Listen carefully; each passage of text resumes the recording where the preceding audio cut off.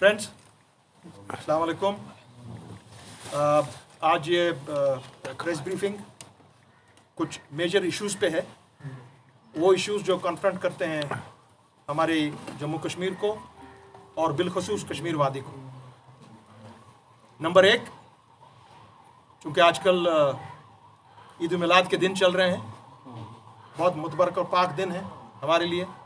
पहले तो पूरे आलमे इस्लाम को हमारी तरफ से इन दिनों की मुबारकबाद, और मैं गुजारिश करता हूँ आपके थ्रू, आपकी चैनल्स के थ्रू, ऑनरेबल प्राइम मिनिस्टर से डायरेक्ट मुखातिब हूँ मैं, होम मिनिस्टर से, अपने लेफ्टिनेंट गवर्नर मनोज सिन्हा जी से, कि बराह करम जो आपने दरगाह हज़रत बल और हमारे जामिया मस्जिद वहाँ पे जुमा की नमाज़ों को अदा नहीं करने दिया जा रहा है।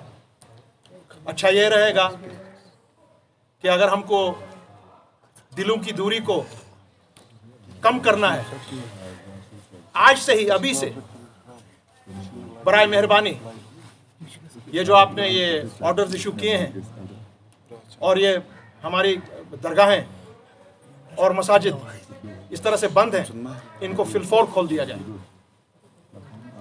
इमीडिएटली इन चीज़ों को खोला जाए। दरगाह हज़रत शरीफ, दरगाह हज़रत बल, और उसके बाद तारीखी जामा मस्जिद, जहाँ पर हम सब नमाज पढ़ते हैं, सवाब हासिल करते हैं, इन जगहों को खोलना बहुत ही अशद ज़रूरी है।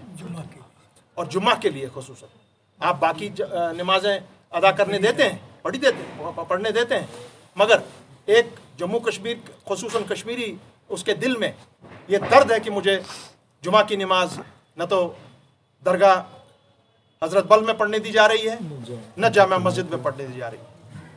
हमें उम्मीद है, क्योंकि जैसे दरगाह है मदीनुल सानी का दर्जा रखता है दरगाह शरीफ, मेरे गरीब कश्मीरी के लिए सब कुछ है। इसलिए मेहरबानी करके आप इस फैसले को वापस लें और इन दरगाहों को खोल दिया जाए। एक दूसरी बात, आजकल चूंकि हमारे अजीज़म बिंद्रू साहब का कत्ल हुआ, उसके बाद हमारी बहन, सरदार बहन, उसका कत्ल हुआ, उसके साथ 2 और कश्मीरी पंडित बरादरों का कत्ल हुआ, मगर उसके साथ साथ 21 कश्मीरी हमारे मुसलमानों का भी कत्ल हुआ। और यहाँ का हर कोई घर, हर कोई जनो मर्द, यहाँ का बच्चा ऐसी एक्शंस के साथ उसने कभी ताल्लुक नहीं रखा अपना। हम सब बात करते हैं माइनॉरिटीज़ के कत्ल के बारे में, मगर हमारी मेजॉरिटी कम्युनिटीज़ हैं बाहर, उनको यहाँ पर जो मुस्लिम्स का कत्लेआम हो रहा है, उन पर भी बात करनी चाहिए। और मैं उम्मीद रखता हूँ, क्योंकि हम सब ने, सियासी जमातों ने, यहाँ के जितने भी सिविल सोसाइटीज़ हैं, उन सब ने इस चीज़ का ज़बरदस्त तरीके से मजम्मत की है। और हमने वो तमाम कोशिशें कामयाब नहीं होने दी हैं कि दोबारा हम, अल्लाह ना करे, 1990s की तरफ बढ़े। कोशिश ये है कि ना हो। और आजकल उसकी आड़ में क्या किया जा रहा है, आज आप, जो बहुत ही अहम मुद्दा है, आप रैंडम अरेस्ट कर रहे हैं। करीबन 1000 से ऊपर जो मेरी फिगर्स हमको बताई जा रही हैं, it is more than 1000 people, बच्चे हमारे, बुजुर्ग, जवान, उनको शक की बिना पर उठाया जा रहा है कि भाई ये शायद ये मुलव्वस हैं किसी न किसी तरीके से मिलिटेंसी में। मेरा सवाल ऑनरेबल प्राइम मिनिस्टर से यही है, होम मिनिस्टर से है, डायरेक्टर जनरल पुलिस से है, हमारे लेफ्टिनेंट गवर्नर मनोज सिन्हा जी से है, कि अगर आप लोगों को मालूम है, आपके पास इंटेलिजेंस इनपुट है कि ये 1000, 1500, 2000 यहाँ के नौजवान, बच्चे, बुजुर्ग किसी तरीके से मिलिटेंसी में शामिल हैं, so what were you doing till now? आप लोग क्यों खड़े हो गए हैं आज जब हमारे भाई बिंद्रू का कत्ल हुआ, हमारी सरदार बहन का कत्ल हुआ, हमारे 21 मुसलमान बच्चे, हमारे यहाँ के बड़ों का कत्ल हुआ, पुलिस के ऑफिसरान का कत्ल हुआ। आप आज क्यों खड़े हो गए? अभी तक कहां थे आप? यह चीज सही नहीं है। देखिए, कश्मीर के नागरिक को कोई दुश्मनी नहीं है हिंदुस्तान के साथ, कोई प्रॉब्लम नहीं है वहां के लोगों के साथ। अगर कश्मीर के नागरिक को कोई प्रॉब्लम है या रही है, वो रही है मरकजी सरकारों के साथ, उनकी पॉलिसीज के साथ, not with the people of this country. और बिलखुसूस आज जो पॉलिसीज बदकिस्मती से हमारी बीजेपी की सरकार यहां पर अपना रही है, वो गलत पॉलिसीज है। जोर जबरदस्ती, टफ एक्शंस, मारदाड़, लोगों को गाड़ियों में से उतारना, एट रैंडम फ्रिस्किंग। ठीक है, सिक्योरिटी एस्टैब्लिशमेंट के लिए यह सब करना जरूरी है, मगर there has to be a limit. आपको एक लिमिट रखना पड़ेगा। इससे क्या होता है? इससे आप पूरी एलिनेशन कर रहे हैं एक कश्मीरी की with the governments of India, not with the people of India. ये प्लीज नोट किया जाए, इस चीज को रोकना है। तीसरी बात, एम्प्लॉयज के लिए, उनको 28 साल का और 48 इयर्स का जो आपने ये बनाया है रेशो, कि आपको डेडवुड करार दिया जा सकता है। कोई भी डीसी, कोई भी एसपी, कोई भी एसडीएम, कोई भी तहसीलदार, एक आदमी को जो 48 इयर्स में वो अपने अब रिटायरमेंट के बारे में सोचने लगता है, उसको आप कहते हो कि आप डेडवुड हो गए। अरे भाई, जो आप लोग एम्प्लॉइज को डेडवुड इशू सर्टिफिकेट कर रहे हैं, क्या मैं आपको यह कह सकता हूं कि हमारे सामने में तो जो आप ये डेडवुड सर्टिफिकेट इशू करने वाले लोग हैं, maximum of you are yourselves deadwood. आप किस तरह कर रहे हैं ये? और इससे क्या होता है? इससे डिप्रेशन आया है आज हमारे निजाम में। इससे क्या होता है? आज यही एम्प्लॉय वो काम नहीं कर पा रहा है। इससे क्या होता है? आज आपने इससे करप्शन के दरवाजे खोल दिए और ये बंदा अपना कोई भी काम नहीं कर सकता है। और मैंने सुना है कि शायद कुछ ही दिनों में हमारी यहाँ की सरकार एक ऑर्डर निकालने जा रही है, जिससे ये जाहिर होता है कि जितनी भी ट्रेड यूनियन एक्टिविटीज हैं, all trade unions will be banned. Trade unionism is the basic concept of our system. Banned, they will be banned. आप ट्रेड यूनियन नहीं कर सकते, चला सकते हैं यहाँ पर। यह गलत बात है।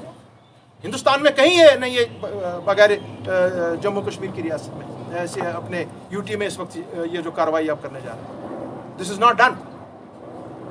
और इस बारे में मैं इतना ही कहूंगा अपने प्राइम मिनिस्टर से, होम मिनिस्टर से, कि भाई इन चीज़ों से हमारे दिल आपके साथ नहीं जुड़ेंगे। यहाँ तफरुका फैला हुआ है हर तरफ से। हमारी जो अनएम्प्लॉयमेंट रेट है 21.6%, the highest in the country. और एक और बात, हमारा आजकल एक नया यहाँ पे एक मायूसी सी छाई हुई है हमारी पूरी सोसाइटी में। हमारे कुछ पंडित बरादरान अपनी जमीनें वापस लेने यहाँ आ रहे हैं। ठीक है, मेजॉरिटी कम्युनिटी आप लोगों के साथ खड़ी है। अगर आपके साथ किसी ने नाइंसाफी की है मेजॉरिटी कम्युनिटी में, अगर आप लोगों की किसी ने जमीन ली है जबरदस्ती, एनक्रोचमेंट की है, मगर आप उन लोगों पर भी नजर डालिए जो इस चीज का नाजायज फायदा उठा रहे हैं, ताकत के बलबूते पर, पुलिस और पैरामिलिट्री के बलबूते पर। यह सही नहीं है। अगर आप में से बहुत से ऐसे लोग हैं जिन्होंने अपनी रजामंदी से अपनी जमीनें बेची है, कानूनी तौर बेची है, आज आप कहते हैं कि नहीं ये सब वापस कर दीजिए, दैट इज नॉट करेक्ट।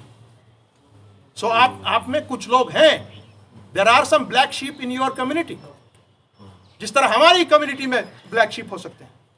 अगर किसी ने गलत किया है, मेजॉरिटी कम्युनिटी खड़ी होगी आपके साथ। मगर अगर आप गलत कर रहे हैं मेजॉरिटी कम्युनिटी के साथ, तो आपको वो देख लेना चाहिए कि ऐसा ना हो।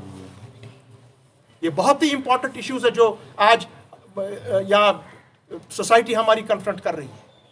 मारदाड़, पकड़ दकड़, नमाजें नहीं पढ़ने देना, ताले लगाना ज़ियारतों पर, मस्जिदों पर, और ये ज़मीनों का मामला, ये मामले सही नहीं है। डेडवुड करार देना लोगों को, ये सही नहीं है।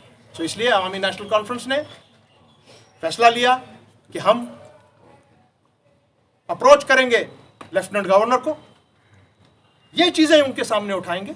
मैंने ऑलरेडी टाइम मांगा है उनसे, मैं इमीडिएटली टाइम मांग रहा हूं डायरेक्टर जनरल पुलिस से, और उसके बाद अगर जरूरत पड़ी विद द सेंट्रल अथॉरिटीज।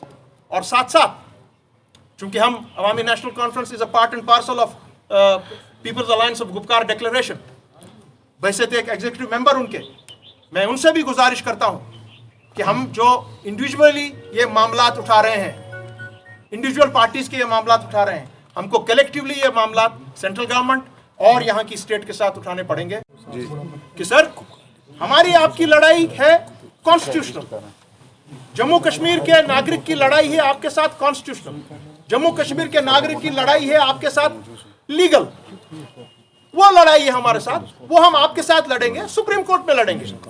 मगर ये जो मामलात हैं, जिस तरीके से आप जम्मू कश्मीर का शासन चला रहे हैं, इससे दिल्ली की और हमारे दिलों की दूरियां कम नहीं हो रही हैं, वो बहुत ज्यादा बढ़ रही हैं। मेहरबानी करके इन चीजों की तलाफी करिए and let us live as peaceful people. Jammu and Kashmir is a peaceful state, the people are peaceful here. और जो कुछ हुआ पिछले 3-4 दहाइयों से, वो सबको मालूम है किसने किया। आज जैसे आज ये किलिंग्स हो रही हैं, अभी तक 1990 से लेकर आज तक ये पता नहीं चल रहा है कि ये अननोन गनमैन कौन है, किसी ने उसको आइडेंटिफाई आज तक नहीं किया है। इतने बड़े बड़े कमीशन हमने बिठाए हैं, इतने बड़े बड़े ये हमने इंक्वायरीज की हैं, there has been no result, hardly any result. और सेम चीज ये भी है आजकल, जो हमारे बिंद्रू साहब का कत्ल हुआ, हमारी सरदार बहन का कत्ल हुआ, या 21 हमारे ये मुसलमान भाइयों का कत्ल हुआ, नोबडी विल नो दैट। हम शाबाशी आपको देंगे अगर आप वाकई किसी मुजरिम को सामने पेश करें, ये हमारा मानना है। सर मेरे 2 सवाल